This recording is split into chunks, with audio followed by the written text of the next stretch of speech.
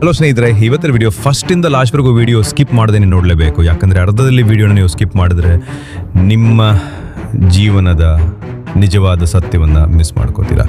So ಅದಕ್ಕೆ ಸ್ವಲ್ಪ ನಿಮ್ಮ ಟೈಮ್ ಅಥವಾ ಸಮಯ ಖರ್ಚಾದರೂ ಈ ವಿಡಿಯೋ ಪೂರ್ತಿ ನೋಡಿ. ಇದು ಒಂದು ಮುಂದೆ ಬರುವ ಸಣ್ಣ ಕತೆ ನಿಮ್ಮ ಜೀವನದ ದೃಷ್ಟಿಕೋನವನ್ನು ಬದಲಾಯಿಸ್ಬೋದು. ಸೊ ಮೊದಲನೇದಾಗಿ ನಿಮ್ಮನ್ನು ಬೇರೆಯವ್ರ ಜೊತೆ ಕಂಪೇರ್ ಮಾಡೋದು ಬಿಡಿ. ಯಾಕಂದರೆ ನಿಮ್ಮಲ್ಲಿರುವ ಶಕ್ತಿ ಮತ್ತು ಸಂತೋಷದ ಖುಷಿಯನ್ನು ನೀವೇ ನಾಶ ಮಾಡ್ತೀರಾ.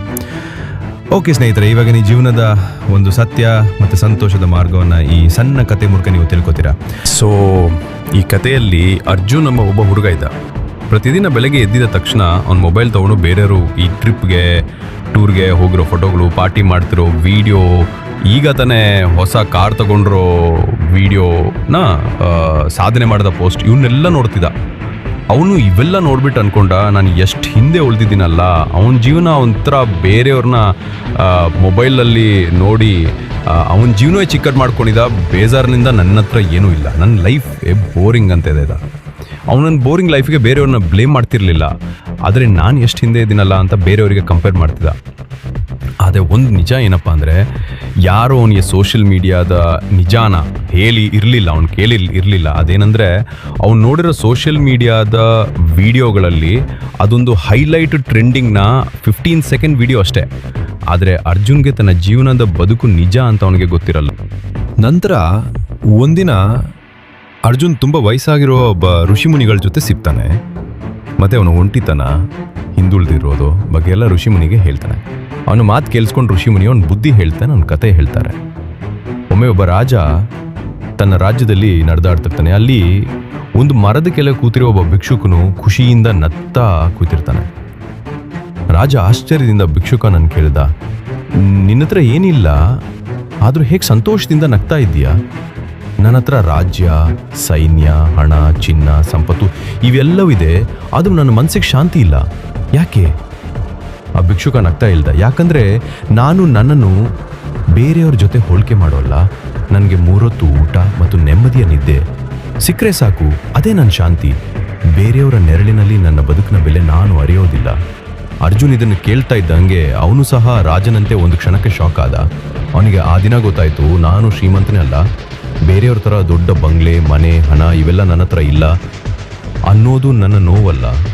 ಅವನ ನಿಜವಾದ ನೋವೇನೆಂದರೆ, ಅವನು ಯಾವಾಗಲೂ ಬೇರೆಯವರ ಲಕ್ಸುರಿ ಲೈಫ್ ಜೊತೆಗೆ ಅವನ ಲೈಫ್ನ ಕಂಪೇರ್ ಮಾಡ್ತಾನೋ ಅದೇ ಅವನಿಗೆ ನಿಜವಾದ ನೋವು. ಸೊ ಇದು ಬರೀ ಕತೆ ಮಾತ್ರ ಅಲ್ಲ, ಸೈನ್ಸ್ ಪ್ರಕಾರ ಇದು ನಿಜ ಅಂತ ಸೈಂಟಿಸ್ಟ್ಗಳು ಪ್ರೂಫ್ ಸಹ ಕೊಟ್ಟಿದ್ದಾರೆ. ಬೇರೆಯವ್ರ ಜೊತೆ ನಾವು ಕಂಪೇರ್ ಮಾಡಿದಾಗ ನಮ್ಮ ಎದುರಿನ ಇನ್ಸೆಕ್ಯೂರಿಟಿ ಮತ್ತು ಭಯ ಹೆಚ್ಚಾಗ್ತದೆ. ನೀವು ಬೇರೆಯವ್ರ ಜೊತೆ ಕಂಪೇರ್ ಮಾಡಿದಾಗ ವಿಚಿತ್ರ ರೀತಿಯಲ್ಲಿ ಅವ್ರ ಜೊತೆ ನಿಮ್ಗೆ ಗೊತ್ತಿಲ್ಲ ಕಾಂಪಿಟೇಷನ್ ರೂಪಿಸ್ತೀರಾ, ಆದರೆ ಶಾಂತಿಗಲ್ಲ, ಬೇರೆಯವ್ರ ಥರ ಬದುಕೋಕೆ.